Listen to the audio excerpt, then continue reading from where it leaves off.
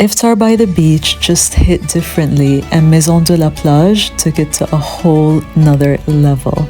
The setup was breathtaking, guys.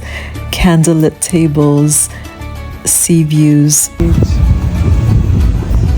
أول مرة أجرب الفطور على البيتش، ما فكرة أصور، بس فعلا beautiful، فلازم أشاركها وياكم.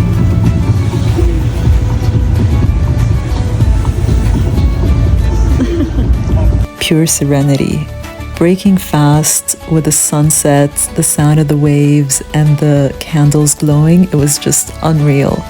A beautifully curated menu by Chef Izu made it even more special. I mean, some places just get it, and this is certainly one of them. أبي واقف قمرين